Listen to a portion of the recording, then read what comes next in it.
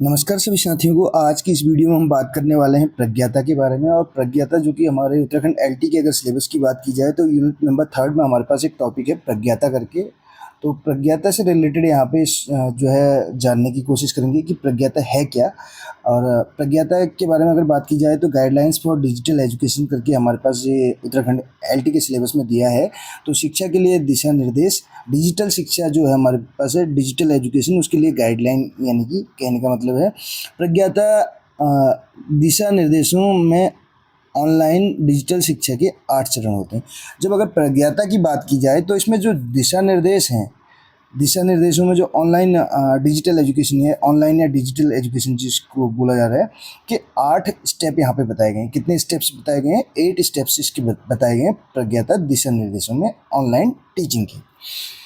ये 8 चरण उदाहरणों के साथ चरणबद्ध तरीके से डिजिटल शिक्षा की योजना और कार्यान्वयन का मार्गदर्शन करते हैं। जो ये 8 स्टेप हैं, जो 8 स्टेप्स हैं, ये एग्जाम्पल्स के साथ क्या करते हैं, एक तरीके से चरणबद्ध तरीके से स्टेप वाइज क्या करते हैं, डिजिटल एजुकेशन की प्लानिंग और उसके एग्जीक्यूशन में मार्गदर्शन का काम करते हैं, कार्यान्वयन का मार्गदर्शन करते हैं कि कैसे जो उसकी है प्लानिंग बनाई जाए, प्लानिंग कैसे बनाई जाए और उसको कैसे फिर एग्जीक्यूट किया जाए। इसके 8 चरण निम्नलिखित हैं।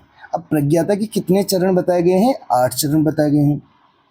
तो इसमें देखिए प्रज्ञाता जो है ये किससे बना है? ये पहले लेटर से बना है, हर एक वर्ड के पहले लेटर से बना है। और अगर इसी की बात कर रहे हैं तो इससे रिलेटेड क्वेश्चन हमारे जितने भी साथी उत्तराखंड एलटी की प्रिपरेशन कर रहे हैं इंग्लिश लिटरेचर से, यहाँ पे लिटरेरी टर्म्स में भी आता है एक्रोनिम करके, ठीक है।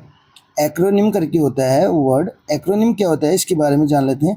एक्रोनिम बोलते हैं एक शॉर्ट वर्ड होता है that is made from the first letter of a group of words.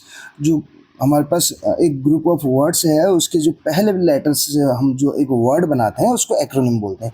अब देखिए प्लान के पहले लेटर से हमने यहाँ पे पी ले लिया, आर रिव्यू के पहले लेटर से हमने आर ले लिया, यानी कि जो वर्ड्स हमारे पास ग्रुप ऑफ वर्ड्स हैं उनके पहले लेटर से हम एक वर्ड बना रहे हैं, तो इसको ही एक्रोनिम बोला जाता है।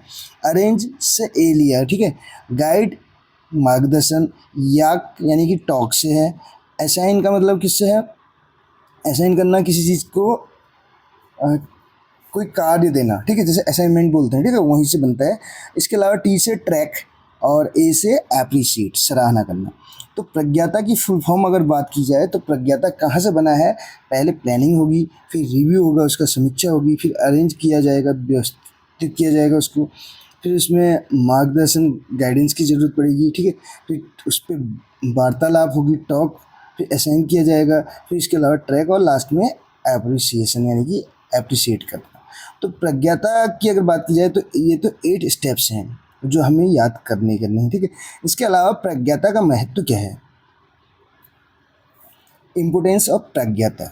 तो प्रज्ञाता डिजिटल लर्निंग का एक माध्यम है। प्रज्ञाता क्या है? जो डिजिटल लर्निंग है, डिजिटल जो एजुकेशन है, शिक्षा है, उसका एक ही माध्यम है, मीडियम है, जिसका तात्पर्य सीखने और सिखाने के लिए डिजिटल प्रौद्योगिकियों और उपकरणों जैसे कंप्यूटर, मोबाइल, इंटरनेट और शैक्षिक सॉफ्टवेयरों का अभिनव तरीके से उपयोग करना होता है।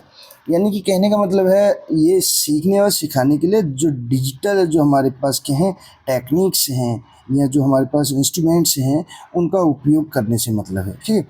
अब इसमें ये जो हमारे पास डिजिटल तरीके से जो सीखने के माध्यम है, मीडियम है, उसमें क्या क्या चीज़ें दे रहा है, जैसे कंप्यूटर, मोबाइल, इंटरनेट और शैक्षिक सॉफ्टवेयर का अभिनव तरीके से उपयोग करना होता है। इसे ई लर्निंग या टेक्नोलॉजी एनहांस्ड लर्निंग भी कहा जाता है। इम्पोर्टेंट पॉइंट ये है, इम्पोर्टेंट पॉइंट क्या बनता है यहाँ पर, इसको क्या कहा जाता है? इसको कहा जाता है ई लर्निंग, ठीक है। ई लर्निंग या technology enhanced learning, enhanced learning, ठीक है। टेक्नोलॉजी एनहेंस्ड लर्निंग किसे कहा जाता है? तो प्रज्ञाता ही है, जहाँ पे डिजिटल लर्निंग की बात होती है, या इसी को ई लर्निंग के नाम से भी जाना जाता है। तो ये प्रज्ञाता से रिलेटेड यहाँ पे शॉर्ट में एक वीडियो थी। उम्मीद करता हूँ इससे आपको प्रज्ञाता के बारे में जानने में थोड़ा बहुत हेल्प मिली होगी।